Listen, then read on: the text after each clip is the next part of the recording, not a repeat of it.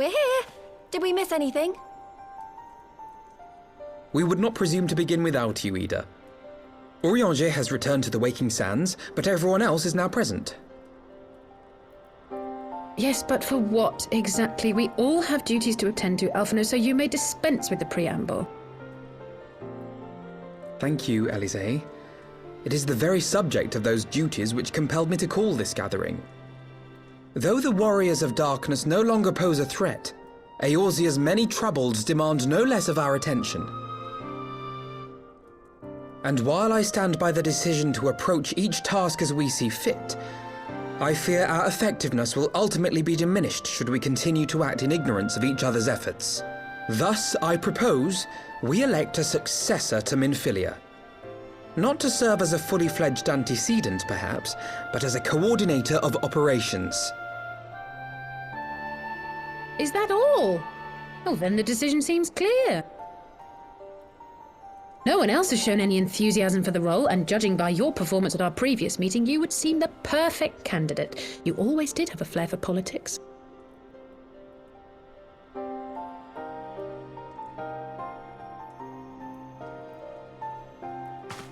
I did not mean to...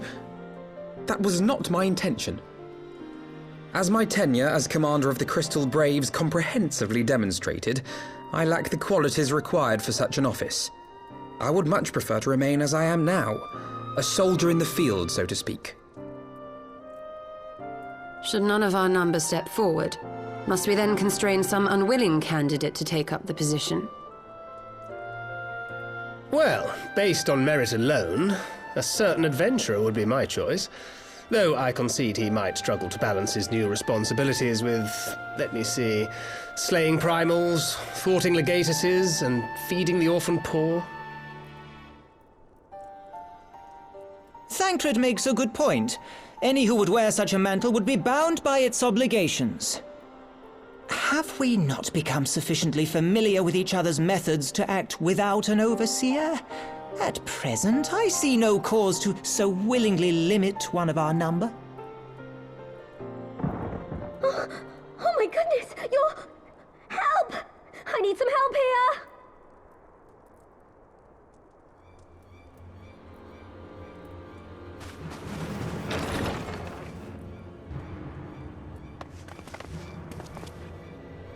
Tataru, are you all right?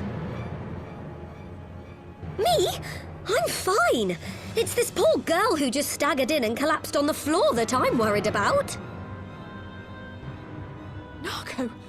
God, how did... Yashola! Please, you have to help her! Kral, a hand if you would. Let us see about closing these wounds.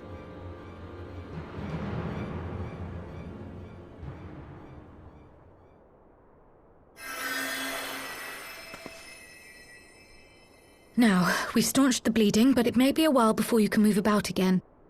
Though having seen your wounds, I'm surprised you are still moving at all. Thank you. My message. It was too important to delay. I took the shortest route I could, though I knew it was more heavily patrolled. As you can see, my efforts at evasion were not entirely successful. Honestly, you're too brave for your own good. What was so urgent that you needed to fight half the Empire to get here? You could have been killed. I'm sorry, Ida. I had good reason. But I imagine your friends are wondering who this bloody mess of a Mikote is. My name is Minago, and I belong to the Alamegan Resistance. I came to warn Ida and Papalimo about one of our leaders. A man who calls himself the Griffin. He's always been dangerous, but he's planning something new. Something reckless. The Griffin, you say? I've heard the name. Rumor has it your man is eager to test his claws. Aye, and on no easy target. He means to assault Belsar's wall from the Alamegan side. But what does the Griffin possibly hope to gain from such an attack?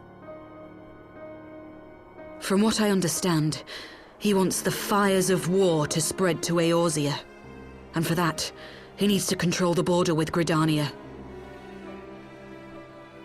So, he means to spark a conflict between the Alliance and the Imperial forces stationed in Alamigo, to have Eorzea's armies aid in the liberation effort, whether they will it or no. His plan is flawed. Even should the Resistance succeed in occupying the wall, they would not be able to hold it. Imperial reinforcements would drive them out within a week.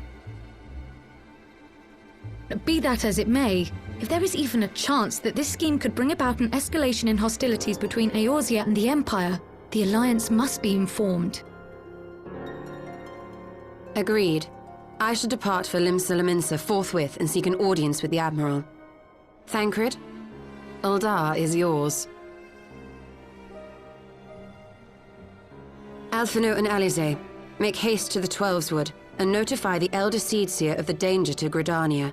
She will duly call a council of the Alliance leaders, whom you must be ready to receive. You will be our voice in Ishgard. Explain the situation to Sir Emeric, and encourage him to send an envoy. To Taru, Kryl, I leave the care of our injured messenger to you. See that she remains quiescent and her wounds closed. I believe that covers everything. Let us be about our tasks.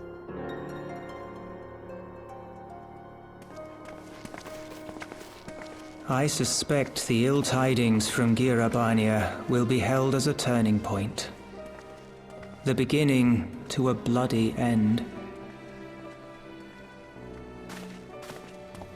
The business of war was ever conducted with the coin of self-sacrifice.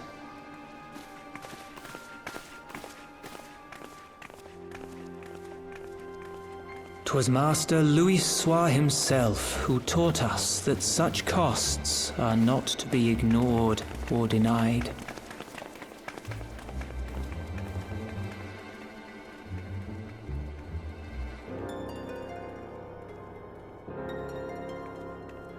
And so, I shall embrace them. When the time comes, I will make my choice, as you will yours.